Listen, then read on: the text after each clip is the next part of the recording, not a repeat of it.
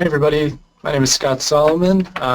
We have a great session here for you today. Our speaker is Matt Hamlin, Director of Products from Spanning by EMC. Matt has spoken at several of our events before, and each time it's been a really great session, so I'm really looking forward to this. And since we only have 30 minutes, I'm going to let him jump right in. Matt, I'll hand it over to you. Thanks, Scott. Again, reflect his words. Thanks to everybody for attending today. I know everyone's busy, and we appreciate the time. And thanks to Better Cloud and the team for setting this up. It should be a good session and a series of sessions so far, actually. So I'm going to start off today with a quick statistic related to cyber risks and how they tend to be all we hear in the news today. For this session, I'll use it as kind of a lens or a framework to focus on some key areas of IT governance that each of you should be considering as you move to SaaS applications. And the statistic here is from an SEC report focused on cybersecurity as it relates to small and medium businesses, which may apply to quite a few folks on the phone.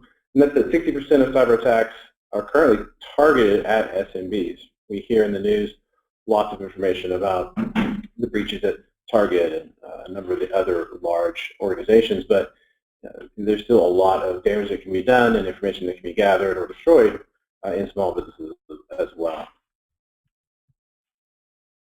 That report also talks about the average cost of response and recovery of those attacks and breaches to be around $20,000 or more on average. And that can have a huge impact, obviously, on your productivity and your organization, especially if you are a small business. So those risks obviously are out there. My goal for this presentation is not to focus on cybersecurity and the risk in general. Again, sort of use it as a lens to focus on three areas that I've seen in my experience that are critical to control the data that you have in SaaS applications to protect it well.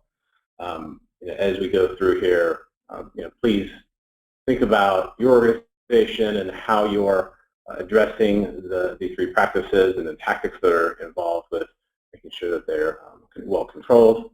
Also, think about who in your organization potentially should be involved or has responsibility for those areas and whether or not they're covering them well. And at the end, my hope is that you either confirm that you're covering things very well and increase your confidence around protection of your data, or that you're eliciting conversations with others in your organization to just bring these topics to light and make sure that your risk footprint related to data in a SaaS application is well covered.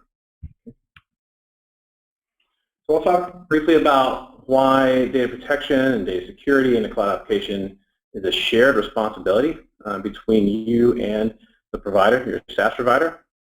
I'll cover best practices for automating user access, data security practices, and then also data protection.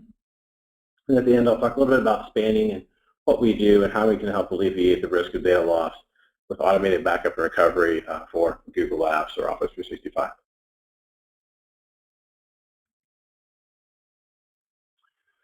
So this is a topic that I cover a lot with analysts, customers, prospects, which is that when you elect to move your application into a SaaS application like Google Apps, the SaaS providers themselves and their services, their responsibility for the data that's in their platform and for the platform itself is really focused on these things. And this is, which is, they're all centered around their application. They provide very high levels of platform security and mechanisms for you to control access to data and put control sharing settings, and also provide a lot of things kind of out of the box related to intrusion detection and denial of service attacks. They do well around that to serve that application and provide it to you. They're very, very focused on availability. In the SLA, they will have a stated uptime, right? Very often it's 3 nines. But in that availability, it's also availability of the data that you put in there. They guarantee and have SLAs related to their ability to protect that data and not lose it for anything that they do on their end. So if a hard drive fails or if there's a software issue, anything related to their responsibility for the platform, they'll cover very well. They also do a really good job, and they focus on reliability. That's reliability of their software itself. So you can rest assured that their Google Apps or Office 365 and the product that you're using and your employees are using, the application itself has been well built and followed standard practices have been evaluated to make sure it's very reliable.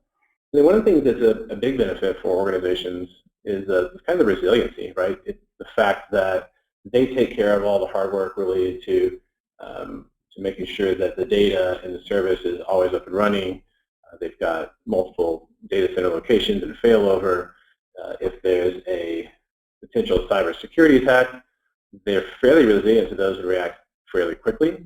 I think in the last 2 days I've seen news stories in Office 365 where there's been direct ransomware attacks against that platform.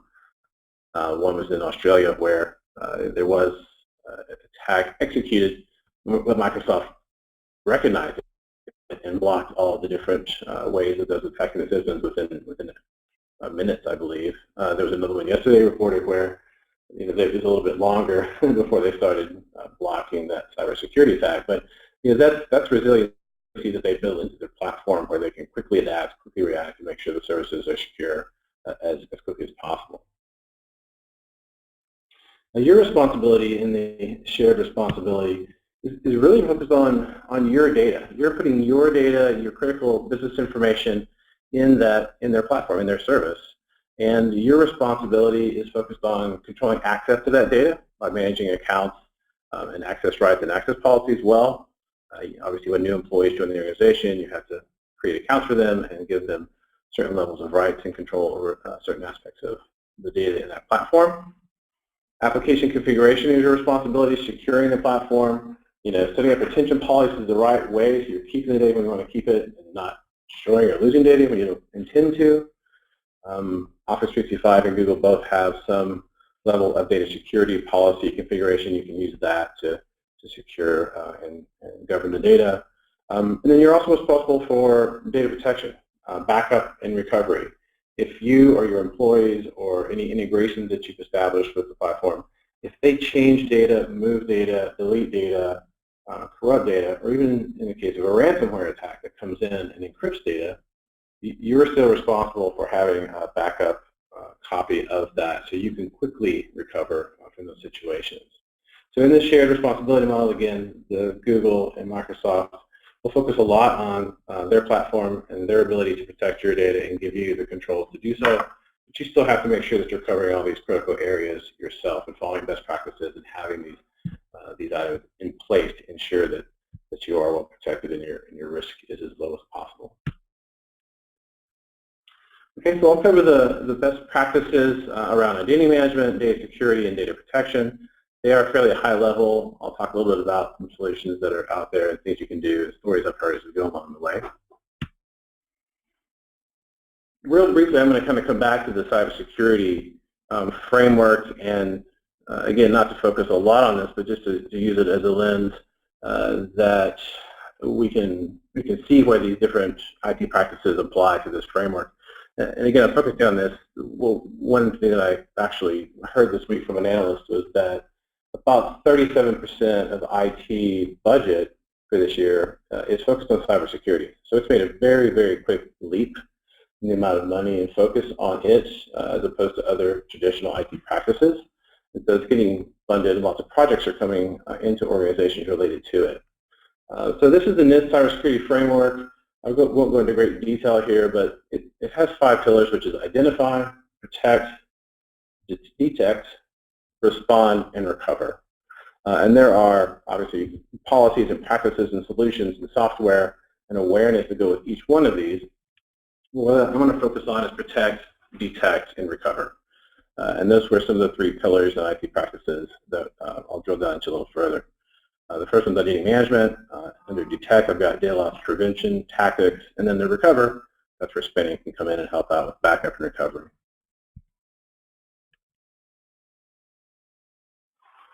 So focusing on identity and access management, I've got a statistic here from a security periodical which says that 55% of attacks come from insiders, and that's collectively with malicious insiders as well as some accidental behavior that could expose data externally where external people can find it much, much easier. So I actually spent quite a bit of time in my career in identity management, and one of the things that we discussed as the world has evolved and as many people started adopting cloud services is, we said, identity management or identity is the new security perimeter, because most things and most people's access to data and applications either behind the firewall or more importantly outside the firewall in cloud applications, it is gated by authentication, authorization, and their identity. So managing those can be very, very critical. So best practices here are to develop repeatable user lifecycle processes. Make sure that you've got clear and understood and reportable and repeatable processes for onboarding new users, providing access based off of the role and only the access they need. As people move through organizations, change roles over time, make sure that they're getting new access to do their job, but also you're taking away any access to data and applications that aren't associated with the job anymore. That's just increasing your risk footprint for people to collect data over time, collect access over time, and potentially perform malicious insider activity. Potentially more importantly than giving access is revoking access. User offboarding process should be automated, reported, and repeatable. Better Cloud, who's helping the host today, they've got some solutions for Google Apps and Office 365 to help you, define and automate some of these processes to ensure they're always in place and are reportable and repeatable. One of the things that we've done for our customers related to the offboarding is a number of customers will, as individuals leave the organization, they will remove or suspend access in Google Apps or Office 365, obviously reducing the cost associated with that account and also decreasing the risk footprint of having so many accounts out there. And they'll keep the data that that person had in spending backup for an extended period of time in a restorable format. So having the data that's critical to an individual that might be necessary to give to someone else in the organization at a later time, we give our customers a way to keep that data around, but kind of reduce the risk of exposure in Google or Microsoft, and to be able to put it back whenever necessary. The other best practice here is implementing strong authentication for all users. Definitely and highly recommend that you make sure that you have a single sign-on set up to these platforms, hopefully tied in with any other corporate identity platforms that you have. You can automate access, and for large organizations, typically you have an identity management product in place, whether it's something like Okta or SailPoint or Oracle, things like that, or for you just using the native authentication authorization. Use that as much as possible. Keep the number of accounts as low as possible. The other thing that we see very often and highly encourage is to implement strong password policies and policy aging controls, making sure that there's strong passwords in place, that they're aging out. You're requiring your employees and service accounts and administrators to change their passwords over time. And for your executives or administrators or key people in the organization, definitely also recommend multi-factor authentication. So turn on that functionality that requires a token to be sent to the person's iPhone with a second level of authorization before they can log in.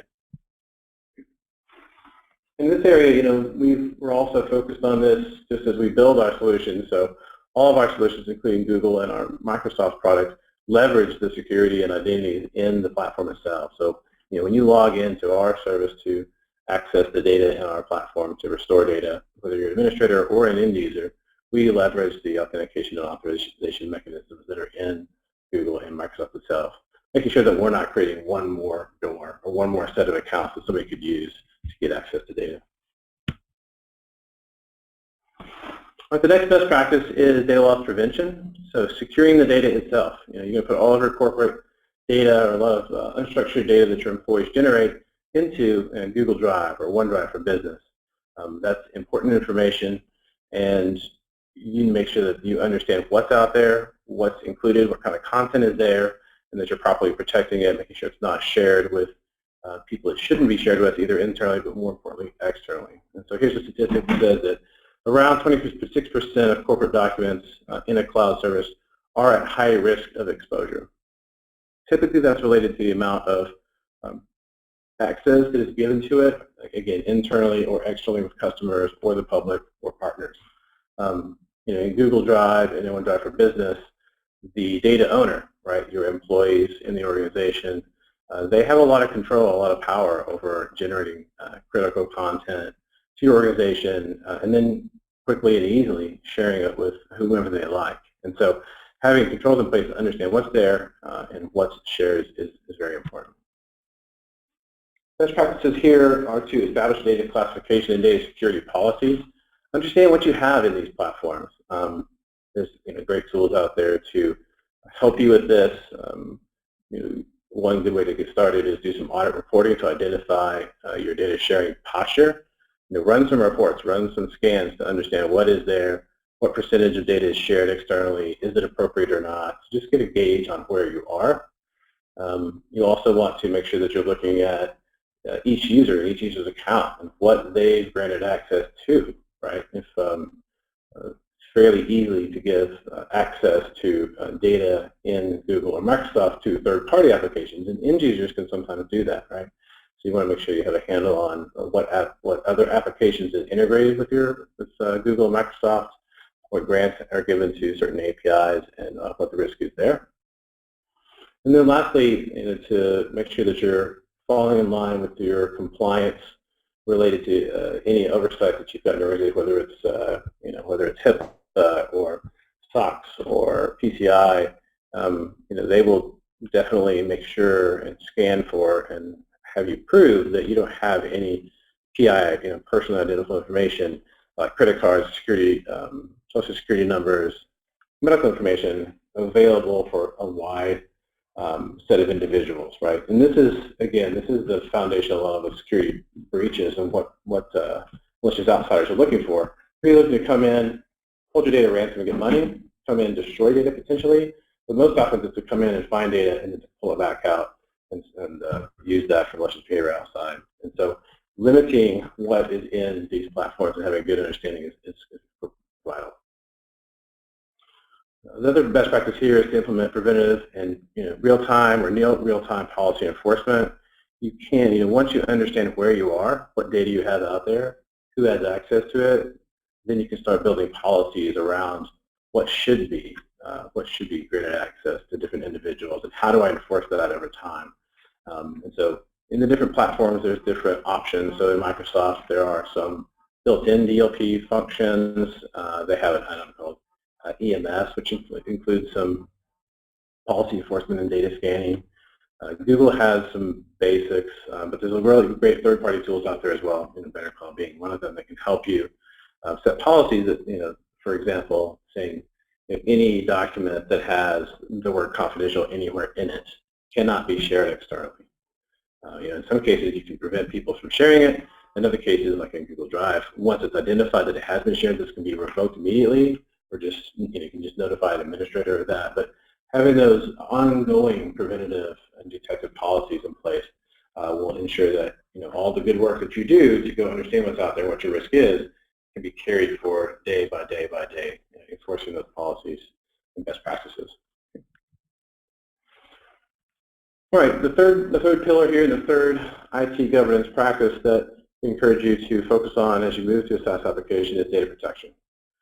We did a survey with a third party.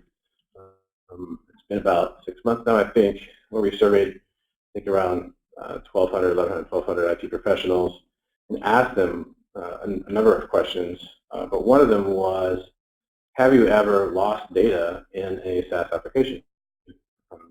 And 80% of the respondents had experienced some form of data loss, whether that's lost data because an account was deleted and all the content associated with that account was gone forever, or potentially an end user moving a large set of email to their recycling bin and then emptying the recycling bin and the data was gone forever, or whether it was a external or internal malicious behavior or ransomware. Some form of data loss was reported in 80% of the surveys individuals. So best practices here are to establish a backup and recovery services to prevent data loss. Google and Microsoft do a great job of making sure that they don't lose your data because of hardware failure, software failure, natural disasters, anything related to their application and platform. They won't lose your data. But the way that you do lose data in a SaaS application is is from these things: user mistakes, malicious insiders and outsiders, configuration errors or ransomware attacks, anything where the actions that are occurring, create, update, delete, change, any of those actions to Google or Microsoft seem like legitimate actions, right? They don't know if they were intended or not. They don't know if it was you or not, right? If somebody gains access to your data because they've compromised a password somewhere, they don't know it's not that person who has effective rights and legitimate rights to change data. They can change it for malicious reasons, and the Microsoft and Google have a good way of understanding the difference there, right? So any of the things related to human behavior that changes or moves or destroys data, you need to be able to have copies of your data available for recovery to cover those situations.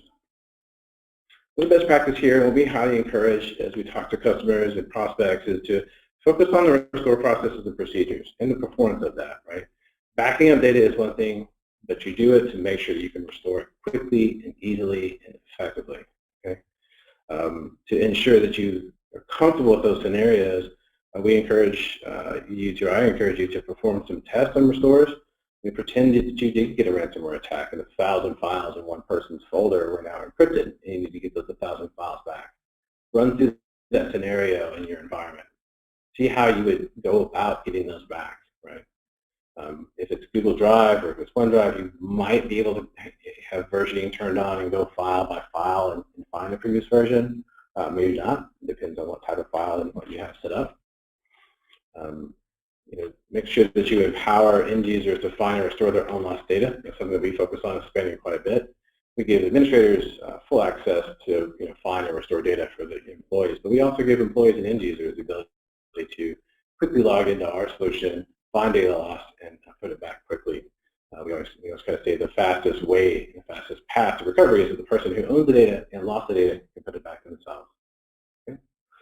And lastly, this comes up a lot when we talk to customers still, that when you say, well, who is protecting your data? Who's responsible ultimately it's for about data loss? the power of Google So Apps Script and Cloud SQL. We have James Ferreira and Topher Colopy from Ignite Synergy. These guys are not true.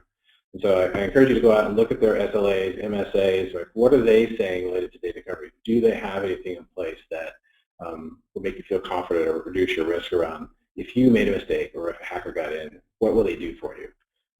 And I've read them all, and they don't have strong SLAs related to that. They will do with your data what you tell them to do. Okay, so a little bit about us. Spanning is leaders in SaaS data protection.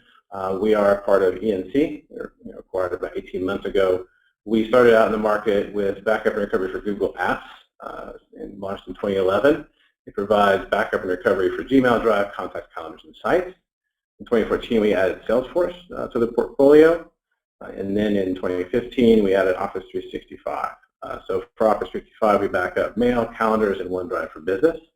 All the products are software as a service themselves. They all have 14-day free trials. They're very, very easy to get started. They're priced per user per year. So real quickly, I kind of want to go through a data loss scenario which would be related to ransomware. So if someone within the organization, they are syncing data down to their laptop, they contracted some malware or ransomware, and then encrypted files on their laptop that were in their synchronized OneDrive for Business folder or Google Drive folder. This example will be for OneDrive for Business. It will encrypt those files locally, and then those will sync up to the cloud. They'll sync up to that platform and encrypt in there. So if that's the case, in our product, we would allow the end user or administrator to log in. They could go to the user, look at their OneDrive data as it was at a certain point in time. This is one of the areas where our product does very, very well. We allow you to go back to any point in time for Google Drive or OneDrive for Business and see what your drive looked like at that exact day in that time. Okay? You can then go and select folders, files, whatever was encrypted, and restore that directly back into Office 365 or Google Drive. If you're an administrator, we will give you the option to restore back into the same user's account or even to restore into a different user's account. And most of our customers will use this to move data around as individuals come into and leave the organization. Right? So once that activity kicks off, we'll put our data back into OneDrive for Business or Google Drive. We put it back with as much fidelity and just like it came out. So the sharing settings can go back. Any tags or folder structure goes back as well. And then here's the end result. This is the data that would be put back into this individual's account. We do create a folder called Restored On, so we do some non-destructive restore, and all that data goes back very, very quickly. So with that, I'll wrap up. To learn more information, you can go to spanning.com. I also have a few specific links here for Google or Office if you're interested in one or the other.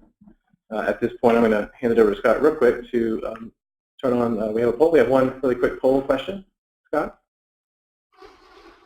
We do have a few minutes to answer some questions, Matt. I saw a few in there. So if you have any questions and you want to send them into the GoToWebinar app, you can do so now. Looks like we have about 50% voted so far, so you get that last 50%. Scott? Can you hear me?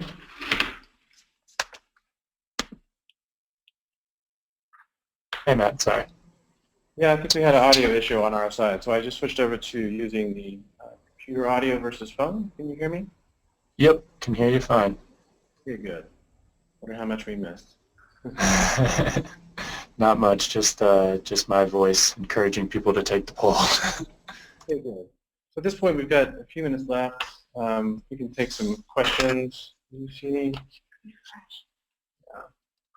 Yeah. I'm not sure if I can see questions. Scott, do you see any questions in the questions area? Yeah, I see a few. One is in regards to the poll. This is from Dan. You guys will love this. Not much of a question, but it says, that's a bad poll question. Where's the no, we use and love spanning backup option? Let's see. Do you know what is default retention of an email in Office 365 trash or for purged trash? Sure, yeah. So mail in Office 365, there's a few options there. When things go to the recycling bin, I think by default email is 30 days in the recycling bin.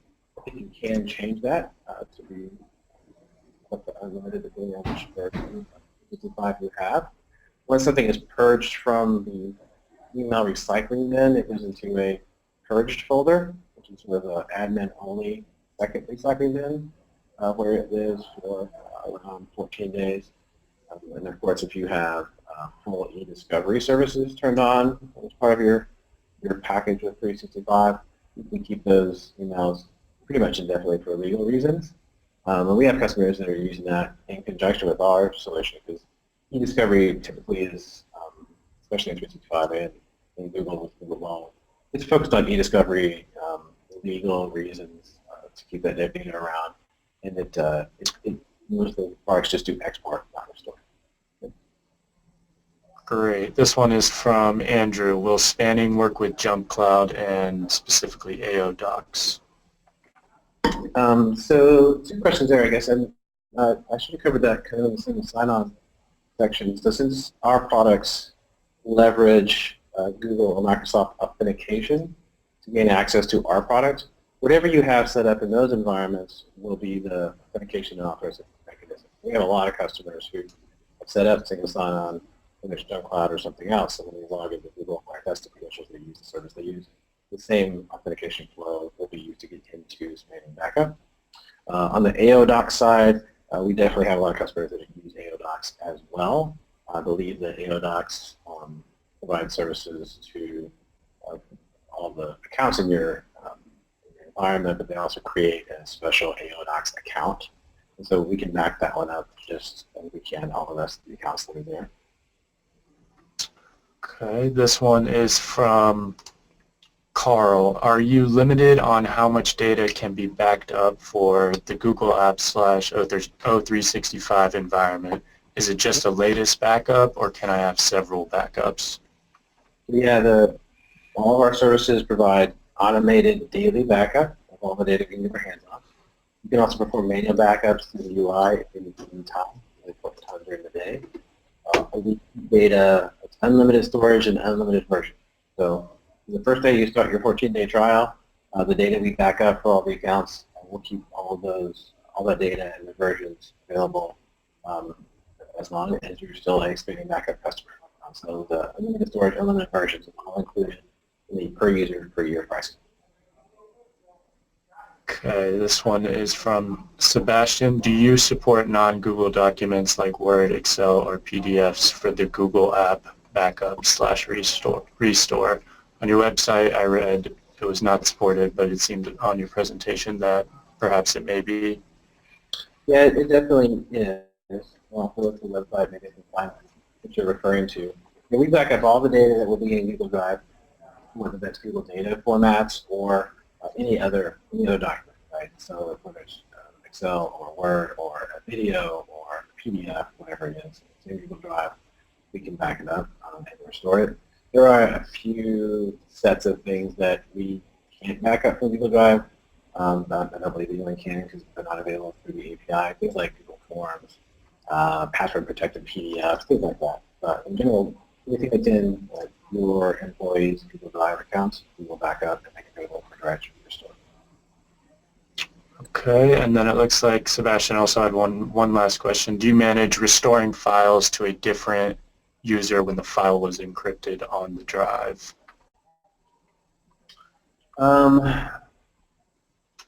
It depends. So fundamentally, our product will perform restores between accounts. That's our cross-user restore. It depends on what technology I think was used for the encryption. I know there's some solutions out there that will encrypt files in Google Drive, and the key will kind of sit with the file into the package. I think we could restore those and it will be fine. There are other encryption mechanisms in place that are tied to a specific user and their specific key. We may have an issue there. So it really just depends on the encryption technology. All right, well, thank you very much, Matt. I'm going to go ahead and turn my camera back on. So we have one last session in 30 minutes or so at 3 p.m. This is a session I'm really excited about. It's a roundtable with four really intelligent IT professionals from BuzzFeed, Essence Digital, Cumulo, and Better Cloud. So it's going to be a great session, so we'll see you back in 30 minutes. And Matt, I just want to thank you and everyone over at Spanning for your participation. Thank you. All right. Have a good one. You too.